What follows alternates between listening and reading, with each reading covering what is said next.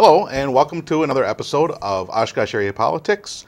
I'm Paul Lessinger, former mayor of the city of Oshkosh, joined by co-host Ben Schneider, former Oshkosh School Board president.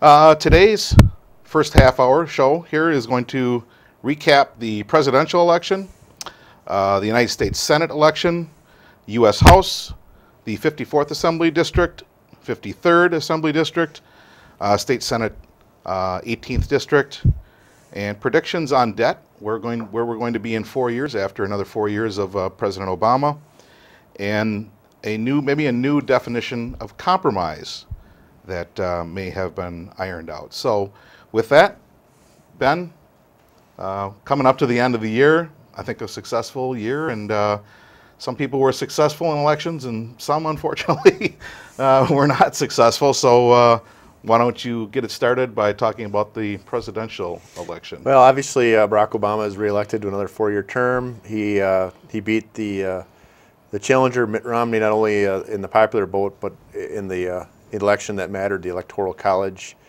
Certainly had a convincing victory. He received nearly 62 million votes nationally compared to Mitt Romney's 58.6 million. Mitt Romney won approximately 24 of the 50 states. So, of course, conversely, Barack Obama won 26 states. Mm-hmm. What I was really surprised by is how handily Barack Obama won Wisconsin. He received about roughly 53% of the vote in Wisconsin, won by nearly 200,000 votes. And I'd like to contrast that to the recall election. In the recall election of Scott Walker won approximately 60 of Wisconsin's 72 counties. Mm-hmm. Barack Obama won approximately 50% of the 72 counties in Wisconsin. And so I find it somewhat interesting how Barack Obama wins roughly 36 of the 72 counties. But just a few months ago, Tom Barrett won approximately 12 counties. And I would argue that Barack Obama is much, much more liberal than Tom Barrett. So I was really surprised how well he did. I frankly thought Barack Obama would win Wisconsin. I didn't think he would be as successful on the national scale. I didn't think he was going to win based on the polling, but I certainly had him winning Wisconsin based on the Rasmussen reports and real clear politics. Right. Well, I mean, I think you're comparing and contrasting the presidential election with the recall, as you pointed out. I think there was a different dynamic with those two elections. The recall was pretty much all financial, having to deal with unions, teacher contracts, city employee contracts, anyone that worked at the leisure of government. And of course, in the presidential election, you had things, you were talking about abortion, screening for women, free cell phones from the president, free screenings, low interest loans. So, when you take the dynamic of the presidential election, you heaped in a bunch of more issues that single women were really charged up about, Latinos were charged up about, more minorities, I think, were charged in the presidential election than I think in Wisconsin with the recall election, where I think it was all, there were no social issues involved. It was just really, it was all monetary. Yeah, and I think one thing's for certain, because I see all these election prognosticators, these people that Dick Morris, who is a veteran, he was kind of a mastermind behind the Clinton re-election. After Clinton was, his political career was on life support, resurrected that career. He had it wrong. Karl Rove, who was the mastermind behind George Bush, he had it wrong. So I think one thing we can all agree on, or I hope we should agree on, is we really don't know until it's done. Well, you're right. They did. Clearly, they had it wrong. And as far as Dick Morris, he had it really, really wrong. He was out in space somewhere, and I thought so even before the election. Did he blame George Bush? I think it was George Bush's fault, yeah. It should have been. Yeah. But, and I think those guys didn't see the other door. More single women came out, more Latinos came out. I mean, I think the Democrats did a fantastic job of painting these Republicans as, the Republicans wanted to come knock on the doors of single women and take their birth control away from them and tell them they can't do the things that they want to do in their homes. They told the Latinos that the Republicans wanted to ship them back over, into Mexico, and so they got them whipped up in a lather. And Yeah, of course, all this is, and then of course the Republicans hated clean water and they hated clean air and all that too. So. And I think unfortunately, and you're seeing this now with the discussion regarding Susan Rice, who seems to be the successor or the presumed successor of Hillary Clinton, and how because they potentially oppose her nomination that now they're racist. And I think there's just so much projecting going on, and if someone disagrees with you, they won't listen to what you say. They'll actually invent the reason why you don't.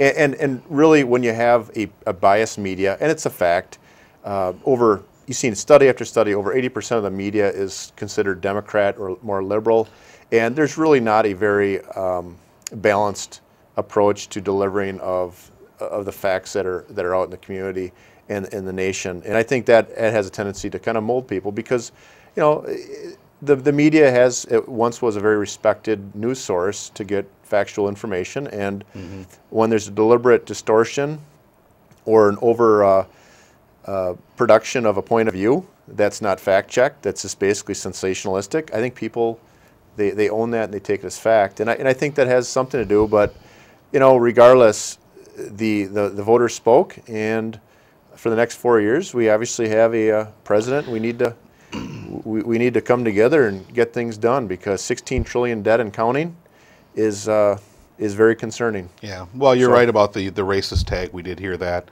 and we've heard that song so many times, and we're just getting tired of that song. But there's one thing I want your opinion on.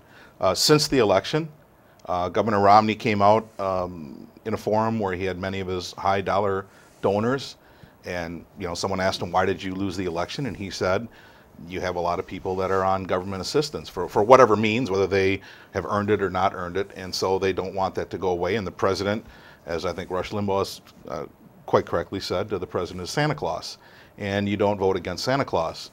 And now you have prominent Republicans. You had Bobby Jindal, down south, and even here in Wisconsin, Governor Walker rejecting that.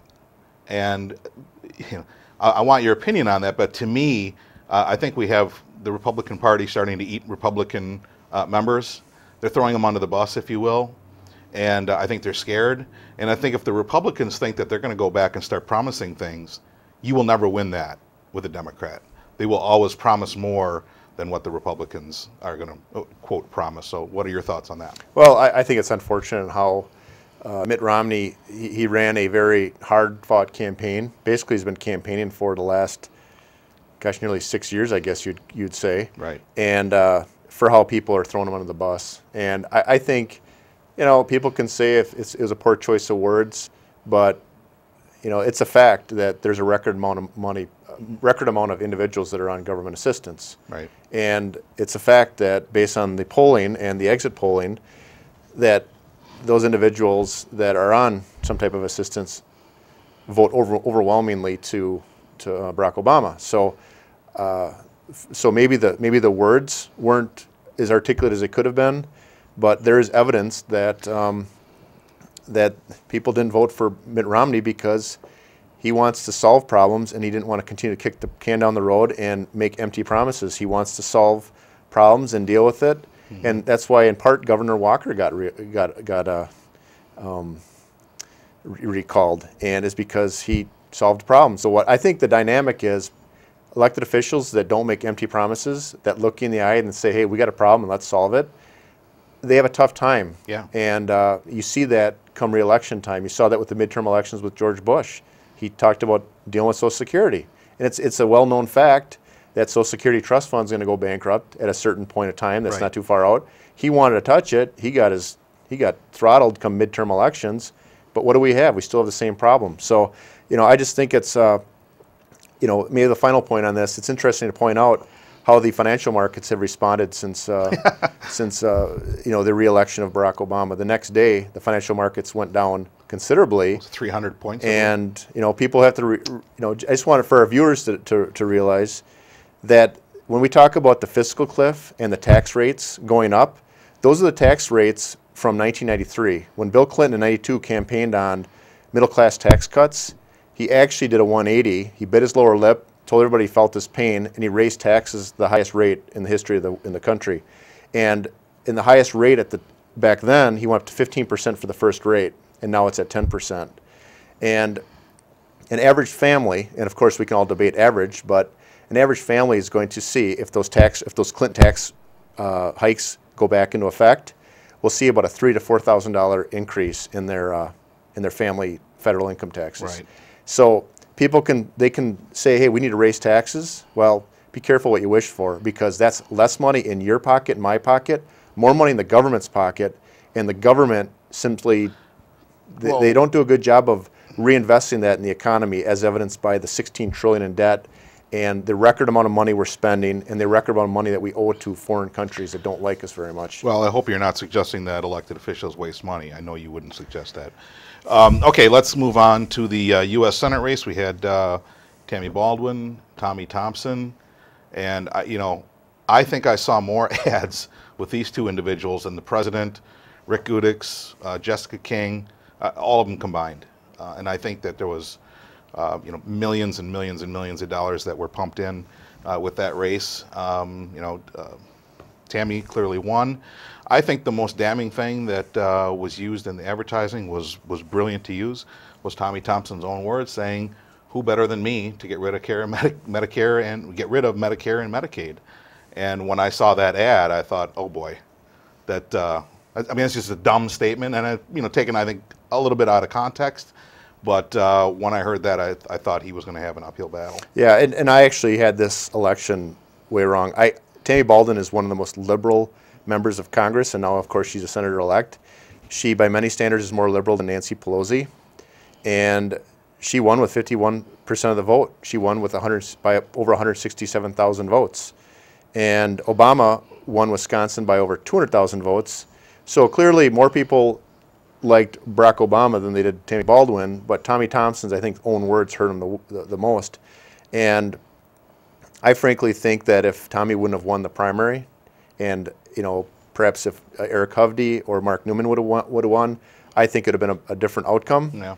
But yeah, Tommy Thompson, I think, was probably thrown in a situation where he was in a group of individuals or speaking to the crowd, and they kind of threw the smelling salt under his nose, and he talked about ending Medicare, and I think really what he probably meant was we need to modify Medicare. But regardless, now the outcome is roughly 55.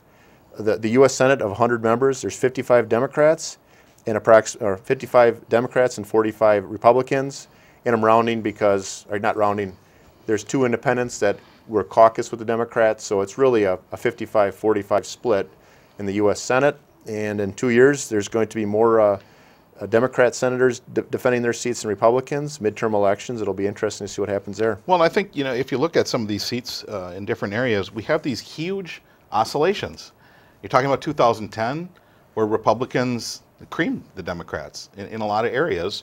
Now here, especially locally here, the Democrats did very well, and we saw on city council elections, we saw on school board elections, where someone would be booed out of office, and the next year they'd take first place, and in the next election they'd take last place. So I wish someone would have the recipe on, Well, I think the recipe is you never take the electorate for granted. Right. You got to work hard, but regardless of what you do, it's still very unpredictable. And you can work extremely hard, run the best campaign, but obviously the voters decide, and they may or may not be in the mood for your service. Yep. And so on one hand, I mean, it's a very respectful thing that we have, because voters are fickle, and they're going to elect who they think is the best for the next couple of years. So. Right.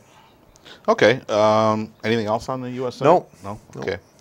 Well, I'll tell you what, Brendan. Why don't we hold up there? We have a video that we'd like to show our viewers, and with that, come back on the other side. But who wants a president that will knowingly, repeatedly tell you something that he knows is not true?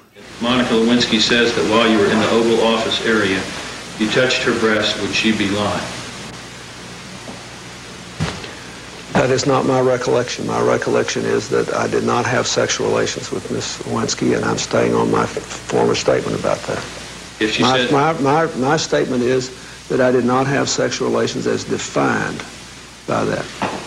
if she says that you kissed her breast, would she be lying? I'm going to revert to my former statement. Okay. If Monica Lewinsky says that while you were in the Oval Office area, you touched her genitalia, would she be lying? That calls for a yes, no, or reverting to your former statement. I will revert to my statement on that. If Monica Lewinsky says that you used a cigar as a sexual aid with her in the Oval Office area, would you be lying? Yes, no, or won't answer. I will revert to my former statement. If Monica Lewinsky says that you had phone sex with her, would she be lying? Well, that is, at least in general terms, I think is covered by my statement. I addressed that in my statement, and that I don't believe is... Let me define phone sex for purposes of my question. Phone sex occurs when a party to a phone conversation while the other party is talking in a sexually explicit manner. And the question is, if Monica Lewinsky says that you had phone sex with her, would she be lying? I think that is covered by my statement.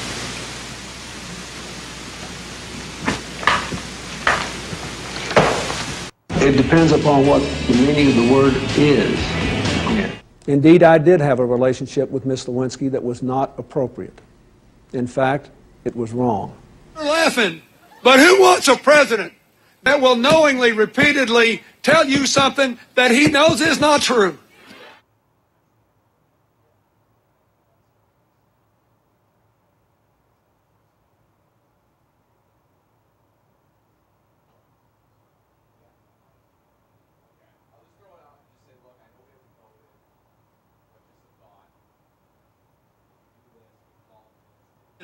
But who wants a president that will knowingly, repeatedly tell you something that he knows is not true?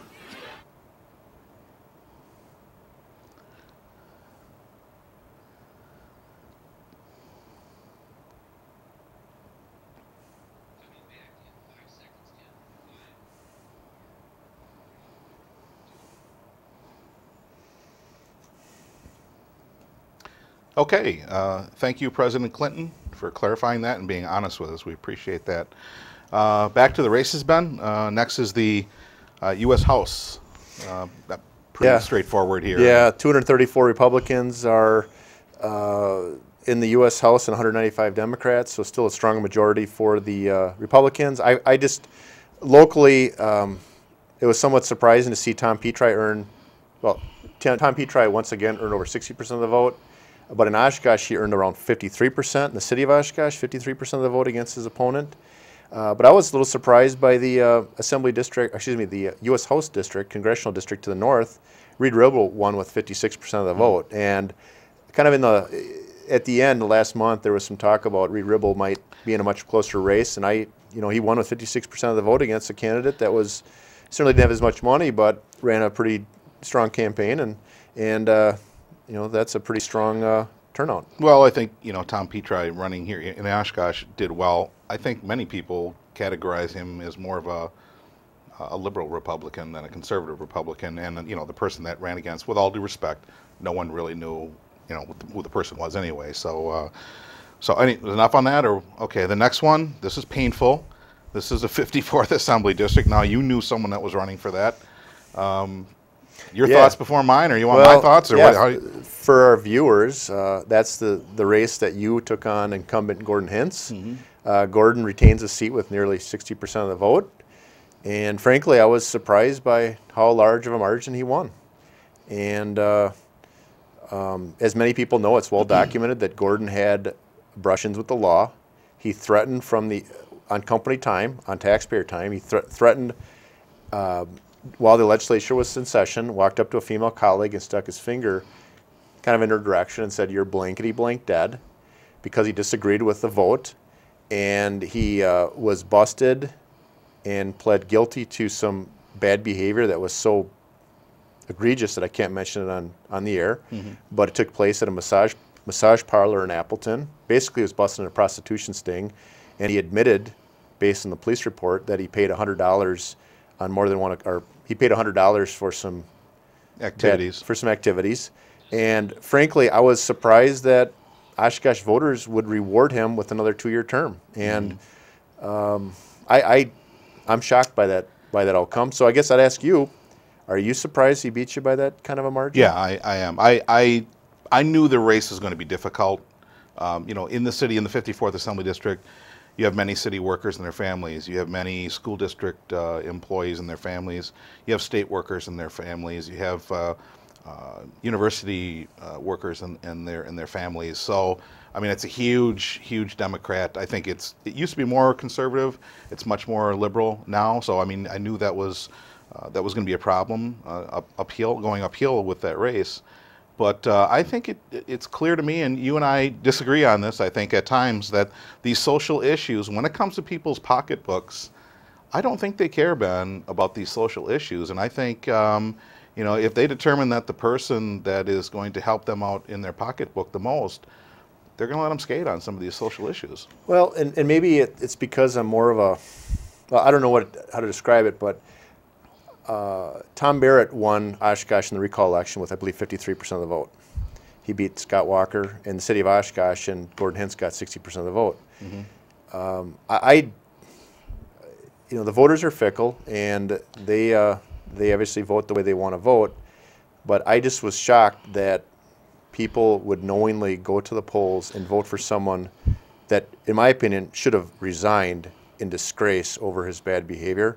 He brought national shame to this district. Jay Leno even poked fun of him in his monologue.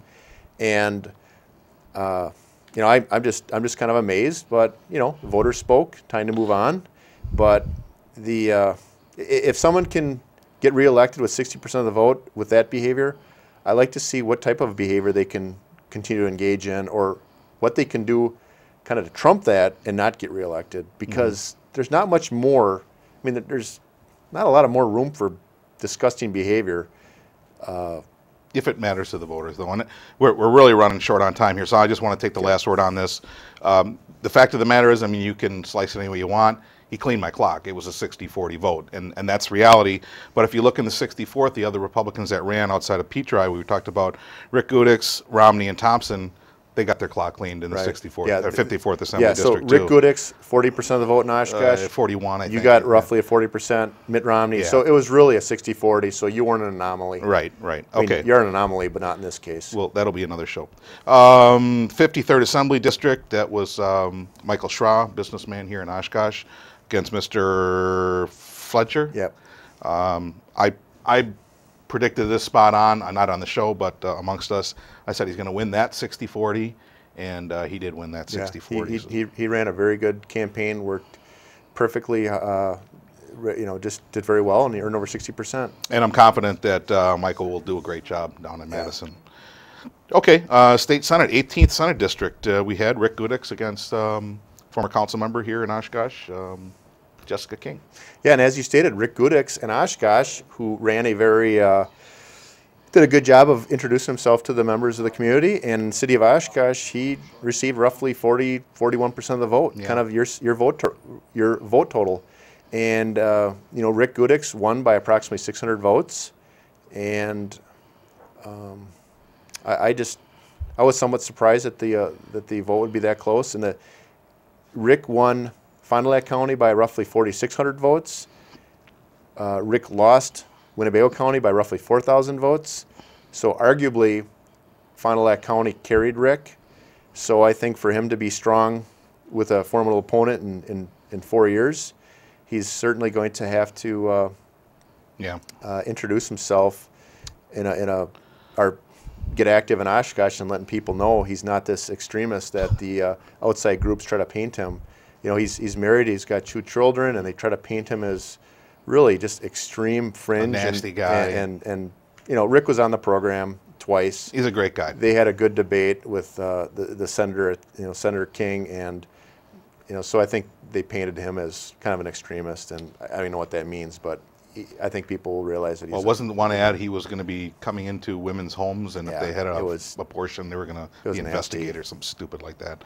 Okay, we're down to, I think, a couple minutes here, so Before we do that, Oh, I'm sorry. Just for the record, the Senate, the state Senate now is approximately 17 Republicans, 15 Democrats. There's a special election in December that will decide that last seat, and it's projected that, I mean, that's a strong Republican area, so it's projected that after the special election in December, that the 18 to 15. it'll be 18 to 15. The state assembly right now is 60 Republicans, 39 Democrats. So, Okay. so there is obviously a strong majority for the Republicans and for the Scott Walker agenda. So it'll be interesting to see what happens for the next legislative session. Yes, it will. Okay. Definition of compromise. You want to hit that quick? Yeah, I find that this is interesting. You're hearing this new definition of compromise, and really, especially at the congressional level, with because the senators, the U.S. Senate has a majority Democrats. Now it's 55, as we just talked about, 55 Senate Democrats, so they can get through their agenda unless there's a filibuster. You need 60 to break that. But really, what you're hearing in the new definition of compromise is Republicans need to raise taxes. Right. And I saw that on the school board. In order to get along with, Right. The union endorsed, the fringe members of the school board, you have to agree with them with building new schools and declining enrollment, large tax increases, et cetera. So the new definition of compromise has really been the old definition of compromise, is you got to see. It's where the majority gets what they want, and they never go to the minority and ask what they should do. Or really, it's raise taxes. Raise taxes. Yeah. Right. Okay. And then the last thing we have for this episode here is predictions in debt for our President Obama. Well, what do you think the debt will be Well, after 4 years? I think the predictions, the professionals are predicting about another $4 trillion in debt. I think this whole fiscal cliff thing, they're in the process of talking about that. I think that's a joke. I think they'll come up with some stupid compromise that will get us absolutely nowhere. They'll raise taxes, which will run the government for about eight or 9 days. The entitlements will continue, and we'll be in the same. The problem will get worse. So I think we'll be looking at $3 to $4 trillion more in debt in the next 4 years. Yeah, it's interesting. When Scott Walker ran for to defend his recall seat, or in the recall election, I received some propaganda or a mailer saying that we got to do nothing. Congress and Senate and the national debt's 15 trillion, and now we're talking about last several months. We've increased it. Well, in the last 9 months or so, it's increased by over $1 trillion. So I predict it's going to be over $20 trillion by the end of the next Obama term, and it's just very concerning because someone's got to pay this tab. Right. Okay. Well, we got literally about 30 seconds, I think, here. One thing I want to tease our guest. We're going to have another show coming up on media bias. We started this whole program, Ben, based on media bias.